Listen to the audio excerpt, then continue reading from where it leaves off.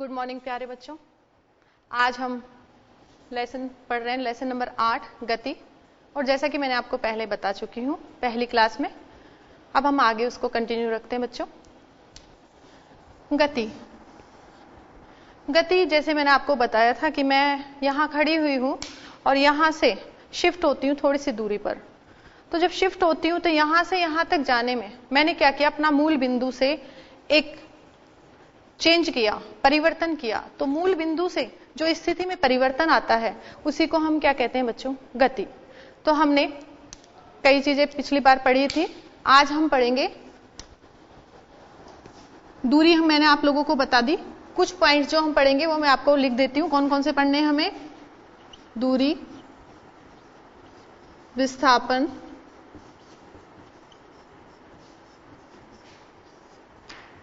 समान गति,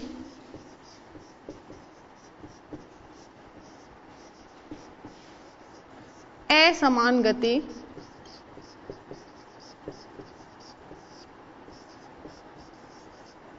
वेग। वेग से पहले बच्चों हम पढ़ेंगे चाल, उसके बाद हम पढ़ेंगे वेग और उसके बाद पढ़ेंगे त्वरण। हम कोशिश करेंगे कि ये टॉपिक्स हमारे आज कंप्लीट हो जाए। तो हम दूरी को पहले आप लोगों को बता चुके हैं। दूरी दूरी दूरी मीन्स डिस्टेंस।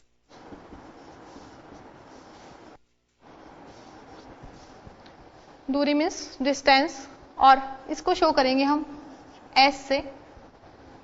क्या दूरी की होती है मैंने आपको पहले भी बताया था बच्चों कि कोई ए पॉइंट से बी बिंदु पर, बी पॉइंट पर जाती है और बी से सी पर जाती है और सी से डी पर जाती है। तो आपने क्या देखा बच्चों, वस्तु कहां से, ए से कहां जा रही है, बी पर, बी से कहां जा रही है बच्चों, सी पर, और सी से कहां जा रही है, डी पर। मान लेते हैं ए से और बी के बीच की दूरी है, बी से सी की है 1 किलोमीटर, सी से डी की है 1 किलोमीटर। आप क्या देखते हो कि वस्तु ए से बी 1 किलोमीटर जाती है, बी से सी 1 किलोमीटर जाती है और सी से डी 1 किलोमीटर जाती है। तो वस्तु कुल कितनी लंबाई तय करेगी, वह क्या होगी, हमारी दूरी। तो दूरी क्या है बच्चों, वस्तु द्वारा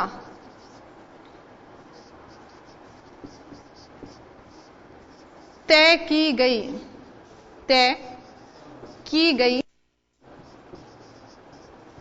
कुल लंबाई जो तय करती है वस्तु, वही क्या होगी, हमारी दूरी। तो तय की गई कुल लंबाई क्या कहलाती है, दूरी। वस्तु द्वारा तय की गई कुल लंबाई दूरी कहलाती है बच्चों।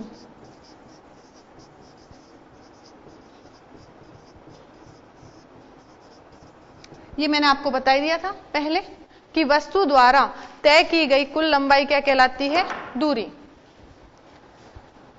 देखिए बच्चों, यहां पर हमें दिशा पता नहीं चल रही है कि किस दिशा में वस्तु जा रही है। तो जिस भौतिक राशि के अंदर हमें दिशा पता नहीं चलती है, उस भौतिक राशि को हम क्या कहते हैं बच्चों, अदिश राशि। तो दूरी कैसी राशि है बच्चों, अदिश राशि है। अब देखिए बच्चों, इसका जो मात्रक होता है एसआई मात्रक, वह एसआई मात्रक दूरी का क्या होता है, एसआई मात्रक जिसमें हम नापते हैं। तो दूरी का एसआई मात्रक होता है मीटर। क्या है बच्चों, मीटर। अब हम दूरी निकालें, देखें कि ये वस्तु यहां रखी हुई थी और यहां से डी तक गई है। तो तय की गई कुल लंबाई कितनी है बच्चों, देखिए अगर हम यहां पर दूरी निकालें कि कितनी दूरी है, तो ए से बी पर गई है, बी से कहां गई, सी पर, सी से कहां गई, डी पर। देखिए बच्चों, दूरी कैसे नापेंगे हम, ए से बी प्लस बी से सी प्लस सी से डी। अब क्या देखते हैं हम, ए से बी में कितनी थी, 1 किलोमीटर, बी से सी में कितनी थी, 1, सी से डी कितनी थी, 1। तो अगर हम देखें तो कुल लंबाई कितनी आ रही है, 3 किलोमीटर। तो यहां पर हम क्या देखते हैं कि दूरी का मान कितना आ रहा है, 3 किलोमीटर। लेकिन यहां पर हमें कोई दिशा का ज्ञान नहीं हो रहा बच्चों। तो ये हम पहले आपको बता चुके थे, दूरी यानी डिस्टेंस, और डिस्टेंस को हम किससे शो करेंगे बच्चों, एस से। और परिभाषा क्या होती है दूरी की, वस्तु द्वारा तय की गई कुल लंबाई दूरी कहलाती है। दूरी कैसी राशि है, अदिश राशि है। दूरी का एसआई मात्रक क्या है बच्चों, मीटर। और मैंने आपको निकालना सिखा दिया कि किस तरीके से हम दूरी निकाल सकते हैं। दूरी कुल लंबाई है, कितनी कुल लंबाई है जो तय की जाती है। ठीक है बच्चों, अब आगे देखते हैं हम।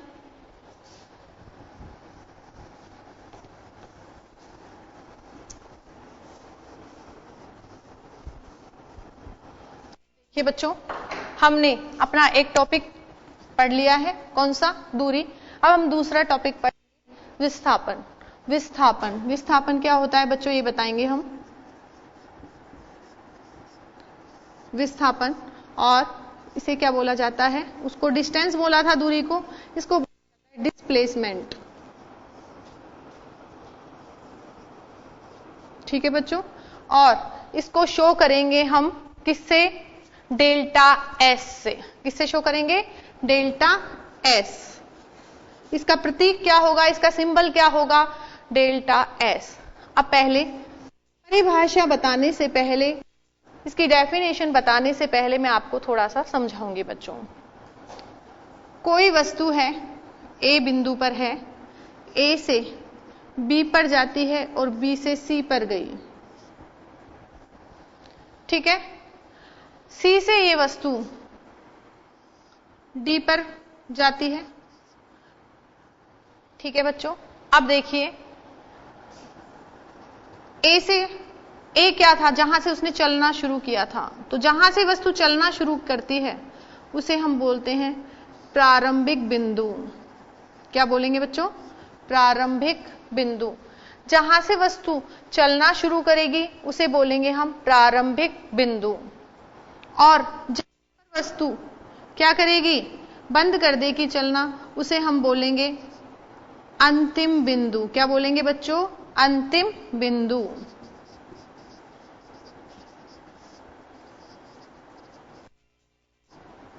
अब अगर हम देखें तो प्रारंभिक बिंदु ये है, अंतिम बिंदु ये है।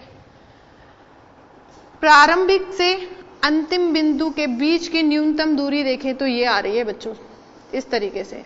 अगर अधिकतम दूरी देखें तो ये आएगी ए से बी, बी से सी, सी से डी।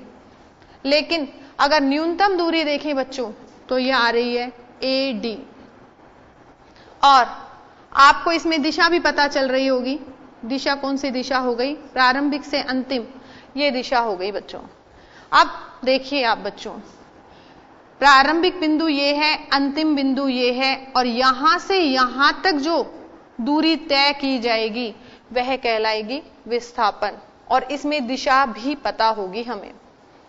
अगर दूरी पूछी जाए इसमें, तो दूरी तो ए से बी, बी से सी और सी से डी टोटल कर देंगे, कुल तय की गई लंबाई। लेकिन अगर विस्थापन निकालते हैं तो विस्थापन के लिए हमें पता होना चाहिए कि वस्तु ने कहां से चलना शुरू किया है, यानी कि प्रारंभिक बिंदु पता होना चाहिए हमें।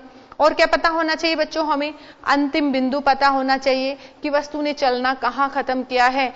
और प्रारंभिक और अंतिम बिंदु के बीच की जो न्यूनतम दूरी है वह क्या कहलाएगी, हमारा विस्थापन। और विस्थापन में आपको दिशा भी पता होगी।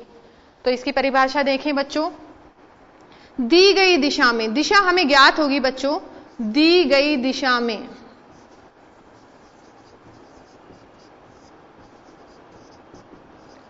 वस्तु द्वारा प्रारंभिक बिंदु से, प्रारंभिक को मैं शॉर्ट में लिख रही हूं बच्चों, प्रारंभिक बिंदु से अंतिम बिंदु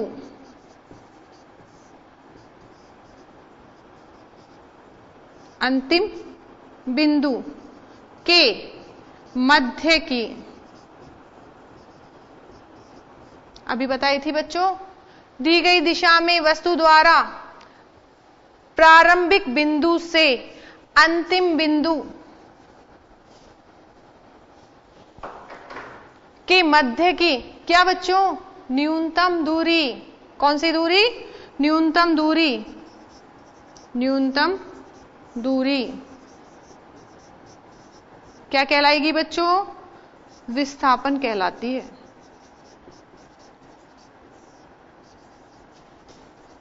तो यहां पर हमें क्या क्या पता चल रहा है बच्चों? दिशा।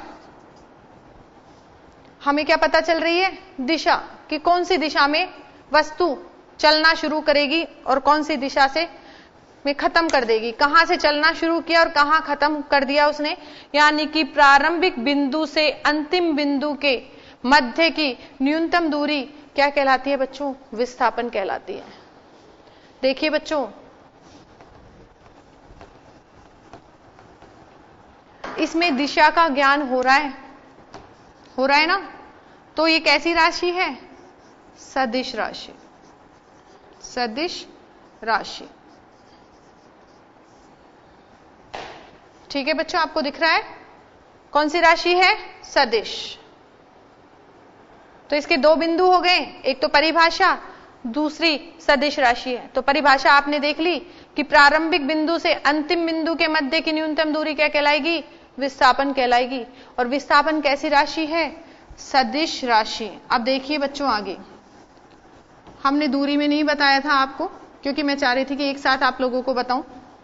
तो देखो, जैसे दूरी चली तो 1 मीटर, 2 मीटर, 3 मीटर, इस तरीके से चली, तो इसमें दूरी हमेशा कैसी रहेगी? धनात्मक रहेगी।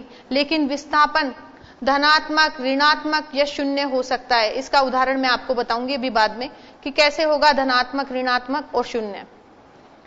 तो इसका मात्रक क्या होता है? लंबाई का जो मात्रक होगा। और लंबाई का मात्रक क्या पढ़ते हो आप? एसआई में मैंने अभी बताया था, दूरी का लंबाई का मात्रक क्या था? मीटर। तो इसी तरीके से विस्थापन का मात्रक भी क्या होगा? मीटर। तो विस्थापन का मात्रक क्या होगा बच्चों? जो दूरी का था। ठीक है बच्चों, तो एसआई मात्रक क्या होगा विस्थापन का? मीटर। और अन्य मात्रक में भी हम नाप लेते हैं इसे। किस किस में माप लेते हैं? किलोमीटर, सेंटीमीटर, इसमें भी हम माप लेते हैं बच्चों। इसके बाद अगर हम देखें तो दूरी तो हमेशा धनात्मक थी, लेकिन विस्थापन धनात्मक भी हो सकता है। इसका परिमाण मान कितना हो सकता है? धनात्मक, ऋणात्मक या शून्य भी हो सकता है बच्चों। तो विस्थापन धनात्मक, ऋणात्मक या शून्य हो सकता है। तो आप कहेंगे मैडम अभी दूरी का तो आपने बता दिया कि बढ़ रही है, बढ़ती जाती है, क्योंकि लंबाई क्या है? दूरी है, और दूरी क्या है? एक लंबाई, और ये तय की गई कुल लंबाई ही क्या होती है? दूरी होती है। तो जितना भी वस्तु चलेगी तो वह उसकी क्या होगी? दूरी। लेकिन बच्चों यह हमेशा किस में होती है? धनात्मक होती है। तो आगे हम विस्थापन को देखें तो आप कहोगे कि मैडम बताइए कि विस्थापन धनात्मक, ऋणात्मक और शून्य कैसे हो सकता है। तो इसके लिए मैं पहले आपको कुछ एग्जाम्पल्स दूंगी और आप खुद समझ लेंगे कि कैसे ये धनात्मक, ऋणात्मक या शून्य हो सकता है। पहले हम धनात्मक के लिए बता रहे हैं बच्चों। विस्थापन जब कैसा होगा? धनात्मक, पॉजिटिव होगा।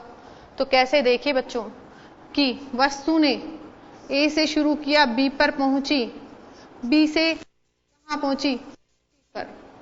यहां पर मान लो ए से बी की दूरी है 1 मीटर और बी से सी की दूरी है 1 मीटर। कितनी है बच्चों? ए से बी की दूरी कितनी है? 1 मीटर और बी से सी की कितनी है? 1 मीटर। अगर हम देखें बच्चों तो प्रारंभिक बिंदु कौन सा है बच्चों? इसका ए। कौन सा है प्रारंभिक बिंदु? ए। और अंतिम बिंदु कौन सा है बच्चों? सी।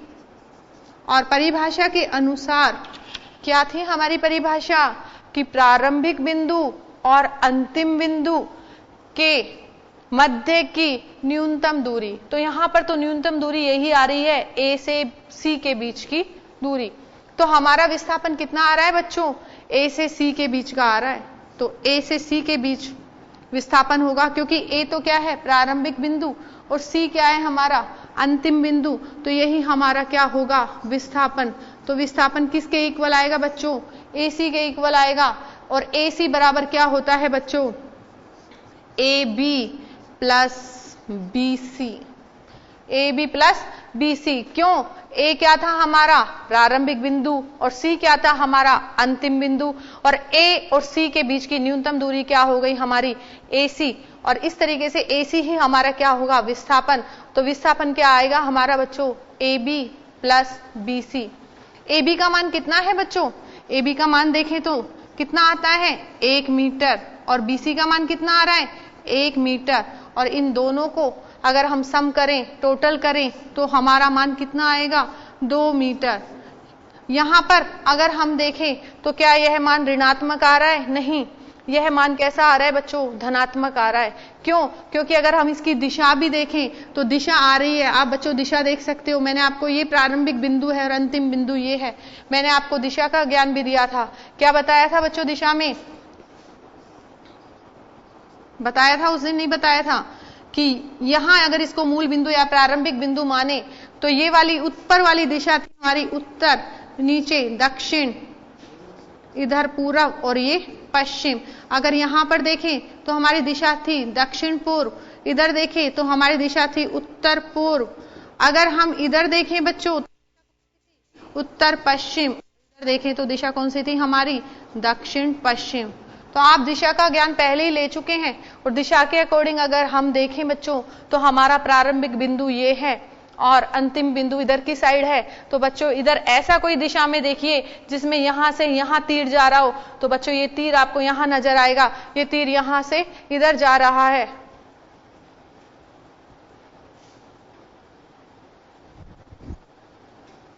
तो बच्चों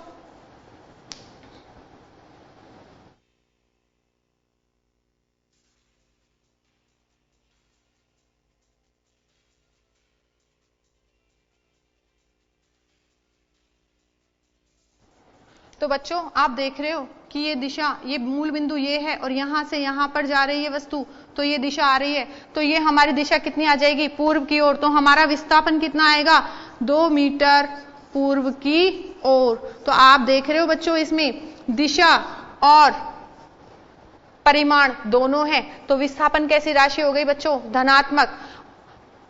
ठीक है, यहां पर धनात्मक आ रही है तो विस्थापन राशि कैसी होगी बच्चों सदिश राशि है। तो अभी हम कुछ समय के लिए बच्चों ब्रेक लेते हैं और कुछ समय बाद फिर हाजिर होते हैं।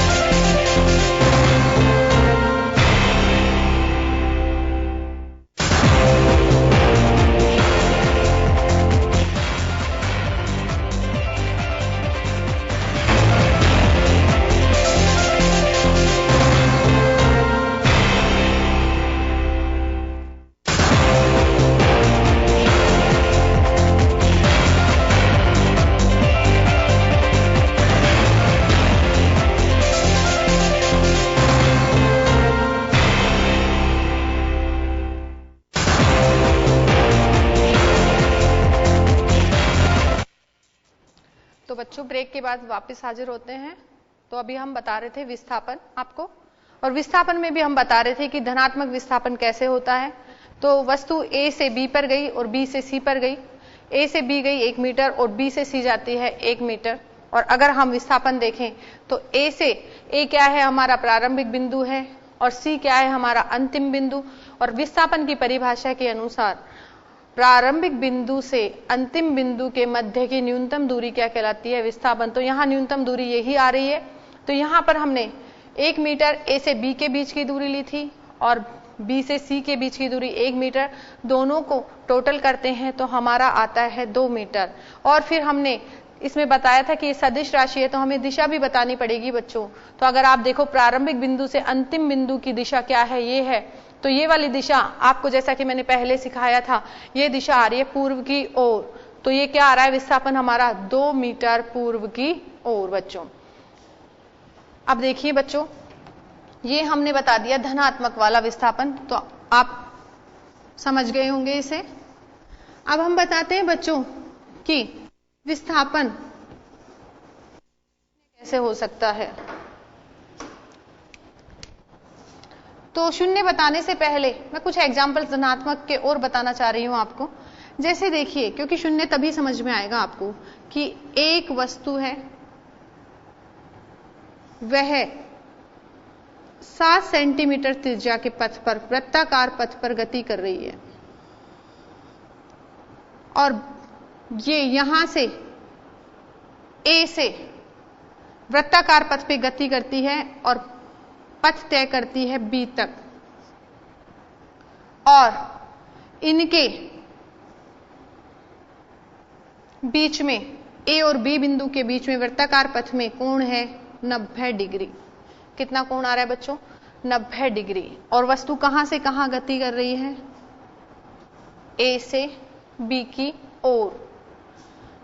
त्रिज्या कितनी है इस वृत्ताकार पथ की? 7 सेंटीमीटर। और हमें क्या निकालना है बच्चों?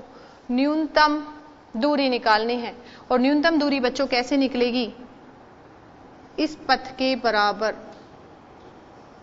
ठीक है बच्चों? तो इस पथ के बराबर हम क्या निकाल सकते हैं बच्चों? न्यूनतम दूरी।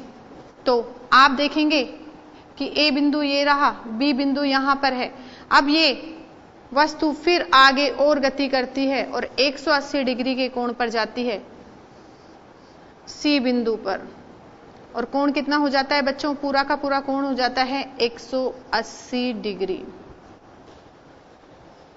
अब अगर हम इसका विस्थापन निकालना चाहें, न्यूनतम निकालना चाहें, तो प्रारंभिक बिंदु क्या है बच्चों? प्रारंभिक बिंदु आपको दिखाई दे रहा है ए। अंतिम बिंदु क्या दिख रहा है बच्चों? सी। अंतिम बिंदु है बच्चों सी। अब आप देखो बच्चों, प्रारंभिक बिंदु क्या है? ए। अंतिम बिंदु कितना है? सी। और हमें क्या निकालना है?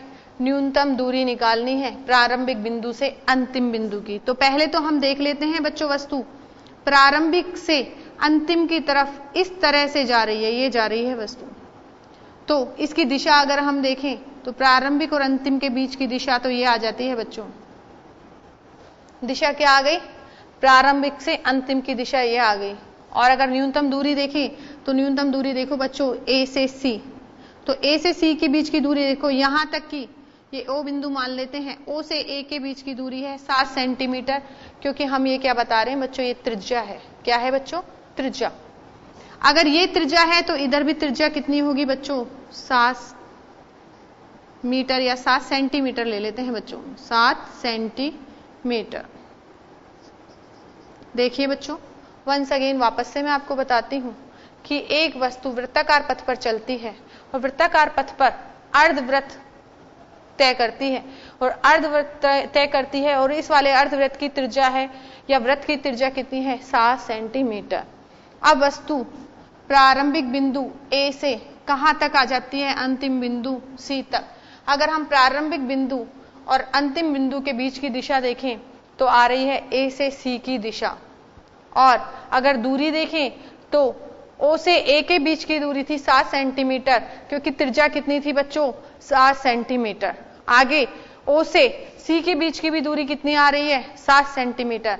और हमें निकालनी क्या है टोटल बच्चों? AC निकालनी है बच्चों हमें। तो देखिए बच्चों, न्यूनतम दूरी क्या आ रही है हमारी? प्रारंभिक बिंदु A है, अंतिम बिंदु C है। तो A से C के बीच की दूरी, ये वाली दूरी। अब हम यहां पर ये नहीं लेंगे, ये वाली दूरी हम नहीं लेंगे। हमें क्या लेनी है? प्रारंभिक और अंतिम बिंदु के बीच की दूरी, न्यूनतम दूरी। तो प्रारंभिक बिंदु कौन है? A। अंतिम कौन है? C। तो अब बच्चों हम इसको तो भूल जाते हैं और हम देखते हैं कि अब हमारा प्रारंभिक और अंतिम बिंदु ये दिखाई दे रहा है और इसकी न्यूनतम दूरी ये दिखाई दे रही है। तो हम देखते हैं कि ये दूरी कितनी आ रही है? A से O प्लस O से C। A से O के बीच की दूरी कितनी है बच्चों? 7 सेंटीमीटर। O से C की कितनी है? 7 सेंटीमीटर। और 7 और 7 कितने होते हैं? 14 सेंटीमीटर। और अगर आप इसकी दिशा देखेंगे तो दिशा अभी मैंने बताई थी, इधर पश्चिम, तो ये क्या हो गई? पश्चिम दिशा। तो क्या बताएंगे हम? पश्चिम की ओर। तो यहां पर बच्चों जब वस्तु वृत्ताकार पथ पे चलती है, 7 सेंटीमीटर के त्रिज्या के वृत्ताकार पथ पर चलती है, तो वह अर्धवृत्त की दूरी तय करती है। दूरी कितनी तय कर रही है? अर्धवृत्त की। लेकिन हमें निकालना क्या है? विस्थापन। और विस्थापन किसके बराबर आएगा? ए से सी के बराबर, अर्थात व्यास के बराबर। त्रिज्या जब 7 सेंटीमीटर है तो आपको पता है व्यास कितना होगा? त्रिज्या का दुगुना, दुगुना यानी कि 14 सेंटीमीटर। तो व्यास के बराबर जो दूरी होगी वही हमारा क्या होगा बच्चों? विस्थापन। और विस्थापन क्या होती है? प्रारंभिक और अंतिम बिंदु के मध्य की न्यूनतम दूरी, जिसमें दिशा भी ज्ञात होती है। तो हमारा विस्थापन तो कितना आ जाता है बच्चों? 14 सेंटीमीटर, 14 सेंटीमीटर। अब आप कहोगे कि मैडम आपने यहां पर ए से सी के बीच की दूरी बता दी विस्थापन, तो इसकी दूरी कितनी होगी? तो अगर हम इसकी दूरी निकालना चाहें बच्चों तो विस्थापन तो हमारा ये आएगा, और इसकी दूरी निकालना चाहें कि दूरी कितनी तय की है, तो आप बताइए बच्चों कितनी तय की गई है? जो वृत्ताकार पथ की ये जो कुल लंबाई है वह क्या है हमारी? ये वाली लंबाई होगी हमारी दूरी। और अर्धवृत्त का ये वाला हिस्सा क्या कहलाता है बच्चों? आपका निकाल सकते हैं अर्धवृत्त। अर्धवृत्त के लिए हम क्या निकालते हैं? पूरे वृत्त की परिधि कितनी होती है? 2 पाई r। आपने पढ़ी होगी गणित के अंदर। पूरे वृत्त की परिधि कितनी आती है बच्चों? 2 पाई r। और यहां पर पूरा वृत्त नहीं है, कैसा है बच्चों? आधा है। तो आधा के लिए कितनी आ जाएगी दूरी? पाई r। तो हम दूरी निकालेंगे तो दूरी कितनी आएगी बच्चों? पाई r। r क्या है यहाँ पर? त्रिज्या। और क्या है ये पाई r? परिधि का आधा, यानी कि अर्धवृत्त की परिधि, एक तरीके से देखें तो पाई r। अब हम पाई का मान तो जानते हैं बच्चों कितना होता है? 22/7। और r का मान हमें दिया हुआ है कितना है बच्चों? 7। 7 से 7 कैंसिल होता है तो हमारा कितना आ जाता है? 22 सेंटीमीटर। तो बच्चों ये कुल जो दूरी तय हुई है वस्तु के द्वारा वह दूरी है हमारी 22 सेंटीमीटर। तो आप देखेंगे बच्चों कि जब वृत्ताकार पथ पे चलते हैं तो दूरी और विस्थापन में अंतर आ रहा है। विस्थापन कितना आ रहा है हमारा? 14 सेंटीमीटर, जो कि किसके बराबर है? व्यास के बराबर है। किसके बराबर है? व्यास के। और अगर हम दूरी देखें तो दूरी हमारी आधी परिधि के बराबर है। और आधी परिधि का सूत्र क्या होता है? परिधि होती है 2 पाई r। तो आधी परिधि कितनी हो गई? पाई r। हम मान रख देते हैं। पाई का मान कितना है बच्चों? 22/7। और r कितनी दे रखी है बच्चों हमें? 7 सेंटीमीटर। तो 7 से 7 कैंसिल होते हैं तो हमारी दूरी कितनी आ जाती है बच्चों? 22 सेंटीमीटर। अब आप देखिए इसमें कोई दिशा नहीं बतानी होती तो दूरी कैसी है? अदिश राशि। और विस्थापन कैसा है? सदिश राशि, क्योंकि इसमें क्या दे रखा है बच्चों? आपको दिशा भी दे रखी है। आप इसे नोट डाउन कर लीजिए बच्चों। यहां पर हमने ये काट दिया है 7 से 7 को। तो विस्थापन और दूरी दोनों को हमने यहां पर धनात्मक रूप में दिखा दिया है। दूरी तो हमेशा धनात्मक होगी, लेकिन हमने यहां पर विस्थापन किस में बताया है? धनात्मक में। ठीक है बच्चों, आगे देखिए।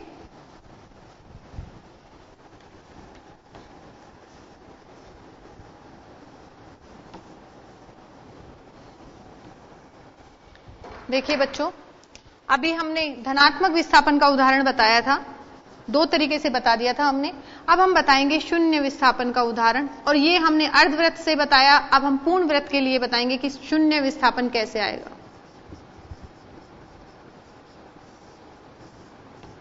देखिए बच्चों कैसे आएगा शून्य। अभी हमने एक वृत्त बनाया था और त्रिज्या कितनी थी? 7 सेंटीमीटर।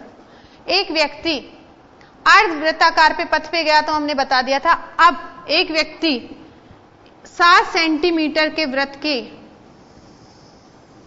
चक्कर लगा रहा है। ए बिंदु से चक्कर लगाता है और वापस ए बिंदु पर आके रुक जाता है।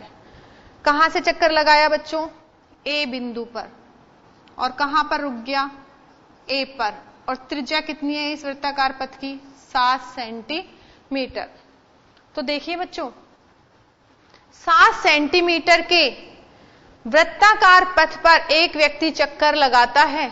ए बिंदु से चक्कर लगाना शुरू करता है और घूम घाम के वापस कहां आ जाता है? ए पर आ जाता है। ऐसे ही वो 4-5 कितने भी चक्कर लगा सकता है। अभी हम एक चक्कर के लिए बता रहे हैं बच्चों की, जब एक चक्कर लगा रहा है व्यक्ति, तो देखिए बच्चों,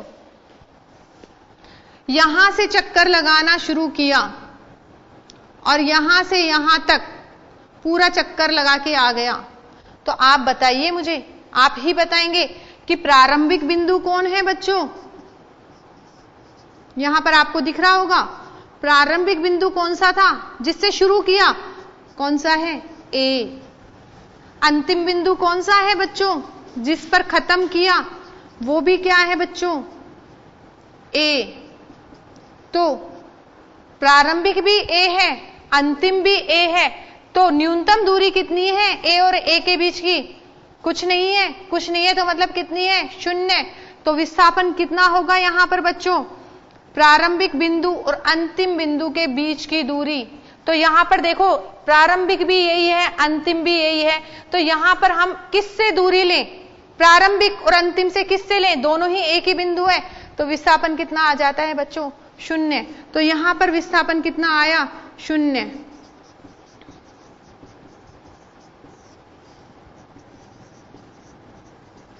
ठीक है बच्चों। अब अगर हम देखें, आप कहोगे मैडम विस्थापन तो 0 आ गया, क्यों आ गया, प्रारंभिक बिंदु और अंतिम बिंदु के मध्य न्यूनतम दूरी क्या होती है, विस्थापन होती है, और विस्थापन क्या आ गया बच्चों, 0 आ गया। अब हम क्या निकालें, इसी की अगर हम दूरी निकालें तो दूरी का मान क्या आएगा, तो ये हम बताते हैं बच्चों। देखिए दूरी कितनी आएगी बच्चों, दूरी पूरे के पूरे एक पथ की आएगी, ए से ए पर आया, तो ए से ए पर आया तो पूरा का पूरा इसने एक वृत्त का परिधि तय की है बच्चों। क्या किए, वृत्त की परिधि तय की है, और तो दूरी किसके बराबर आएगी, परिधि के। और परिधि कितनी होती है वृत्त की बच्चों, 2πr। तो 2πr में 2 × पाई 22/7, और r कितनी आ गई बच्चों, 7 सेंटीमीटर। 7 से 7 कट जाती है तो कितनी आ जाती है, 22 दूनी 44 सेंटीमीटर। तो यहां पर हमारी दूरी का मान कितना आएगा, 44, लेकिन विस्थापन का मान कितना आएगा, 0। तो यहां पर आप क्या देखते हो कि दूरी और विस्थापन का मान अलग अलग आ रहा है, क्योंकि दूरी क्या है, तय की गई कुल लंबाई है, और विस्थापन क्या है, प्रारंभिक और अंतिम बिंदु के मध्य की न्यूनतम दूरी। तो ठीक है बच्चों, आज हमने पढ़ा दूरी और विस्थापन, और कुछ न्यूमेरिकल्स किए थे, कुछ समझाया था आपको। नेक्स्ट हम पढ़ेंगे बच्चों, नेक्स्ट टॉपिक, नेक्स्ट डे कौन सा पढ़ेंगे बच्चों, मैंने आपको लिखवाया था, एक समान गति, असमान गति। तो नेक्स्ट टर्न पे पढ़ते हैं, तब तक के लिए नमस्कार।